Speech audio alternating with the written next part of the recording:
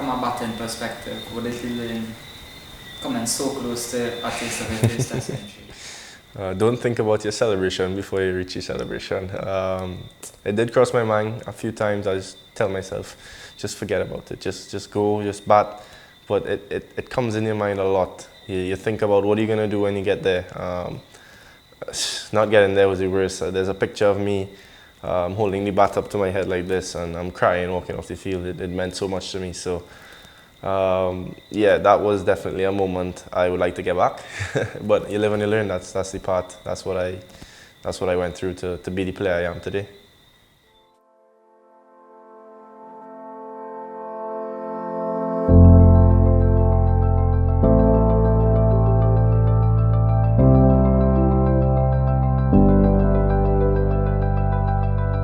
I was very nervous in the first game in Antigua. It was my first time playing in front of a crowd, and what a crowd the Barmy Army are.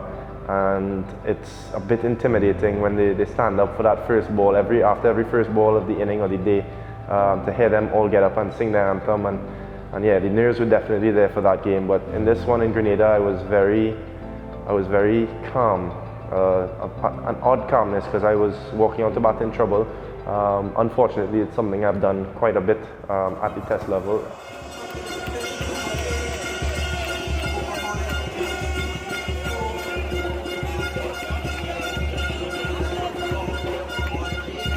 Batting became easier and the tail wagged. Joshua Da Silva orchestrated the resistance, and by the close, the West Indies had a lead of 28 with 2 wickets remaining.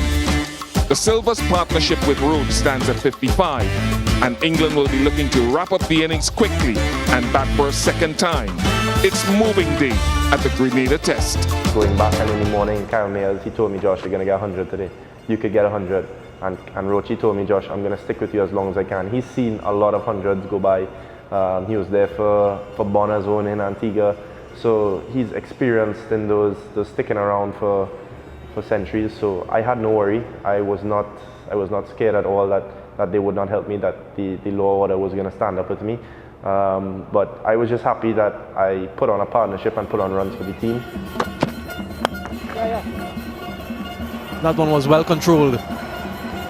That's a beautiful shot by Joshua Da Silva. That's a great shot. Fantastic shot from Joshua Da Silva, just slightly overpitched from Chris Woakes. Didn't swing. Down the middle of Josh Da Silva's bat.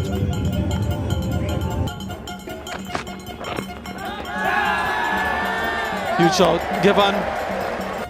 Looking back, I did not change anything. I trusted him. As soon as he came out, I told him, look, I believe in you. You can bat. Well, it was an innings I had to play for Josh to ensure that he got to a century and to ensure that the team got a good score. And he told me, Josh, I'll get you there. And he did. He told me that multiple times, and I just kept reassuring him that he could bat. It was one where I had to graft and dig in and try my best to not play a rash shot. Although that is not my natural game, it was still something I had to do to ensure that we got to the landmark that we got to.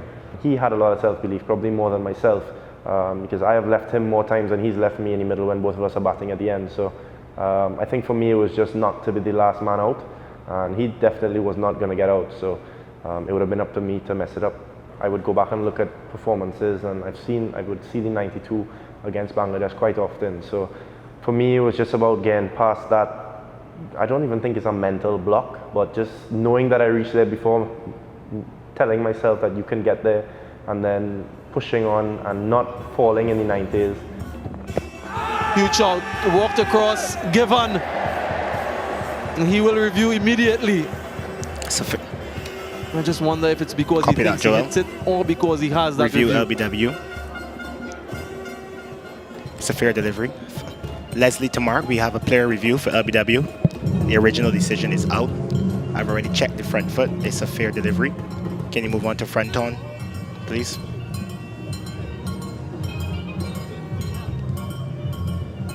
Yeah, the ball is quite close to the bat. Doesn't appear to be any bat. I'm going to need ultra edge to confirm.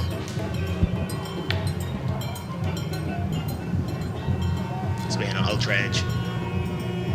Yep, there's a spike as the ball is resting on the bat. Mark, I'm ready to go back on field. Joel, I'm going to have to ask you to overturn the decision to not out. You're on screen now. I was on 80 for quite some time. I was struggling to get off. I was just being bogged down. This field was spread. I'm not a big hitter of the ball, so for me it was just waiting on the right opportunity. And at the end of the day, I decided to take on Leach. They had brought up the field, and I just said, wherever he pitches his ball, I'm going to swing. And I got lucky a few times, and I hit a few good shots a few times. And in that last over, I think I got 8 runs off the last 2 balls, which took me on to 90. Go! Again, he makes seriously good contact. 2 men in the deep, neither of them anyway or anywhere near that one, so he's suddenly raced on to 90, 280 for 9. Spent very long in the 90s, to be honest. I think it was an over or 2. I was at home watching it on TV. My wife, as usual, when Josh is batting, does not like to watch because she gets too nervous, so she was cleaning cupboards in the kitchen. When he reached 90, that is when I felt the most nerves. Before that, I was comfortable, I was feeling calm, but as he reached the 90, I know he 10 runs short of his first 100, and he watched me and said, Jaden, 10 more, Jaden. I believe in you, I'm back in you. When he said that, I said, yeah boy, I can't out here. And I just wanted to come out with the striker. I didn't want to be on that end and I missed one, or I just ended up hitting one straight to back part. I just didn't want to out. So when he hit it, I was like, geez, man, he did Jaden. And I saw it just sailing. Shane Seals has just donged Jack Leach for 6 over long on. And I was very happy. I just told him that was a good shot because it was a proper cricket shot. He was playing his role well. I just tell myself, get in a good position and defend. That was all I was thinking, defend.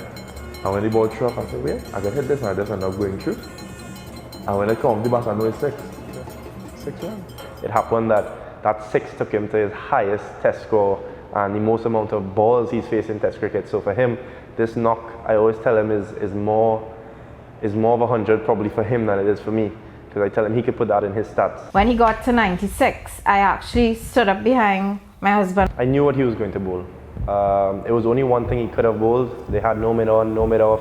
The only thing he could have bowled was a short ball. And I just told myself, I'm going to back away and hit this straight. Goes down the ground. He thinks he's got it.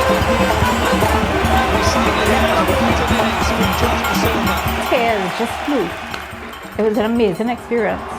The ecstasy written all over his face, and boy, he's deserved that.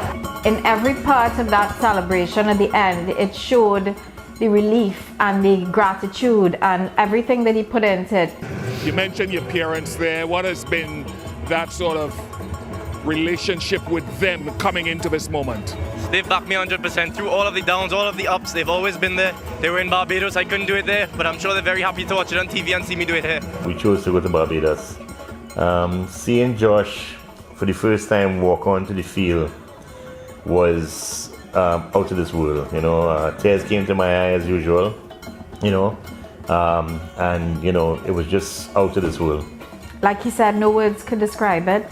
When he walked out on the field, I was actually pinching myself going, is this for real? I know for sure my mom cried down the place, my dad, everyone, all my friends, all of my support. I know everybody was behind me, and this means just as much, if not more to them than it does to me. They've seen all the hard work, they've seen all the sacrifices. They make a lot of sacrifices for me. So for them to see it and see the progress and see that milestone in my life was definitely one that it makes me emotional still, because I know what they have sacrificed and what I have done to make it to that level, and they always support me no matter what, from since I was a kid. Nobody knows that what really took place, but we know all the work behind the scenes. And these sacrifices he made, it was just an amazing experience. Well, everybody saw he cried. That was the emotions getting to him. That was him not knowing how to express himself, getting that boundary against his first test 100 in a major series in the deciding test match as well. Coming back in, this is the first time I think I've ever gotten 2 handshakes from the opposition, scoring 100. Ben Stokes came up to me and he told me, have you ever gotten 2 handshakes before? And I was like, no, it's probably the first time. So So yeah, even the English players very receptive of when I'm coming off the field. And then when I got into the dressing room, all the boys were around me, Coach Phil, Roddy, Monty. He was not there, but I have a video of him in India watching the game and celebrating with me.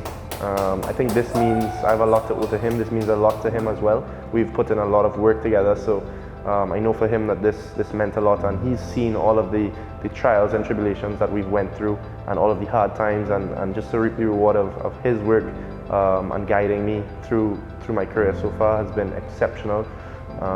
But yeah, the support from all of my teammates, everyone has been phenomenal, and I can't thank them enough. Jason, Craig, I had a little bet with Craig that since Sri Lanka, he told me if I get a test 100, he has a bat for me, and I did get the bat. I had 2 waiting on my bag to choose from, and thank you, Craigie. It was much appreciated, but yeah, it was exceptional, and can't ask for a better team, better group of teammates to come into the dressing room too. That 100, it was just first one. I think it's now starting for him. He has many more to make, so he needs to keep working hard, and his mom and I will be there to support him right through again. Yeah, as usual, we'll be there behind him, giving him the same 100%. Honestly, I have no different feeling. I just know that the next inning starts at 0 and it starts over, and that is in the past. I can't bring it back, and I definitely can't copy and paste it. So I have to work harder and harder. People are going to come at me harder now. Teams are going to come harder. So for me, it's just about building from that and making sure it's not the first and only one, and there's many more to come.